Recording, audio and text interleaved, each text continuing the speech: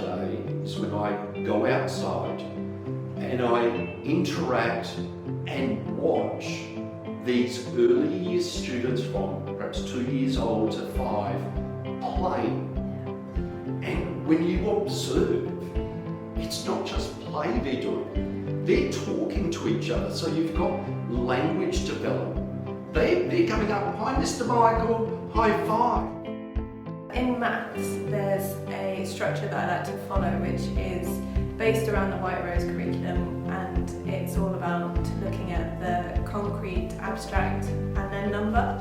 So that just kind of gives the children the opportunity to see mathematical concepts in a variety of different ways. So it's the same concept but shown in different forms. So we start with the concrete, and this would be using multi-link or using base 10s or arrow cards, just so that the children are kinesthetically learning a mathematical concept. So we follow a kind of cycle of writing, and it's based on the Pike-Orbit talk for writing structure. So it means that the children go through 3 stages of kind of planning and creating their own piece of writing. And we have the imitate stage, the innovate stage, and the invent stage. The children at the moment, because they're still learning to use their MacBooks, so we're looking at researching. Yeah. And we're talking about this a lot at the moment, where we don't copy and paste from the internet, we put it in our own words. And I often say, I want to hear what you want to say. I don't want to hear what Wikipedia is saying or what a random website is saying. I want to hear it in your words. I want to hear your understanding.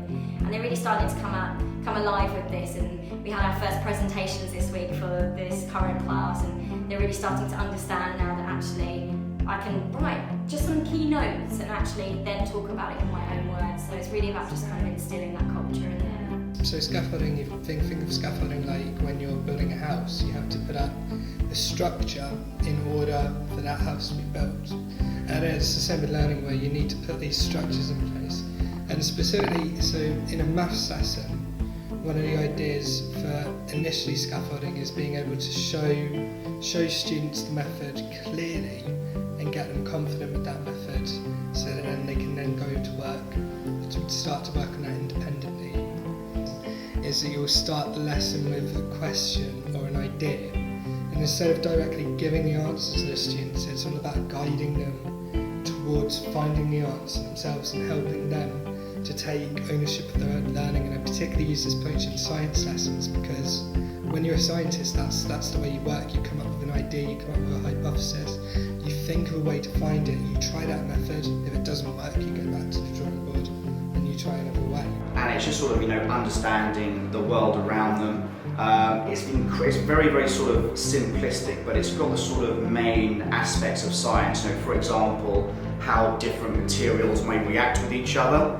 And a good example of that is, making biscuits. So you have all these different ingredients, the children combine them all together, they change in the oven through heat, and then you have your final product there. What all children will understand from the learning objectives, what most will understand, and then what some will understand. So it will start off with the basic principles, and then I'll include some extension work for those who are capable. And for the ones who are struggling, I have a very simple method of introducing the topic, mostly visual, and I will keep going over the basic strategies that they learn at the start of the lesson, throughout the lesson, to make sure that they're keeping up. And then it's important to stretch the more capable students as well. Especially when you get further on in school, there's a lot of topics which cross over between physics and maths, but they'll actually be doing the same thing twice over. I will finish most lessons with a problem question. If I've introduced a topic, of course they've got to learn the basic method of how to solve the problems, but then I'll have a worded question at the end where it'll help them see then how it would look, what a worded question would look like. And then when they come across it in an exam, they'll be much better at doing it. I also do these, every now and then I'll do a real problem that's happened out in the world of business or in the real world, just to get them thinking outside the box. They're quite fun, they like those, we'll normally do these on it. So then just making that connection, he's into football, so I'm going to relate this to his favourite football team. And I asked him where his favourite football team was.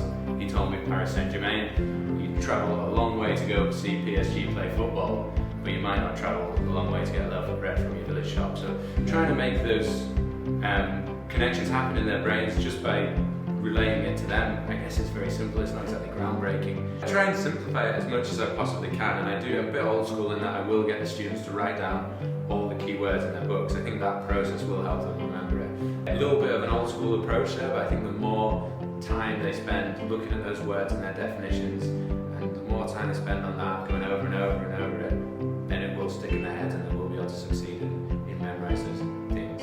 It's really nice because the other students come up with questions to ask them, and then the student has to maybe answer 6 or 7 questions about a set topic. So it's not just 1 or 2 questions, and they might be able to show a bit of superficial knowledge. They kind of got to get really deep into that knowledge and demonstrate they've got it.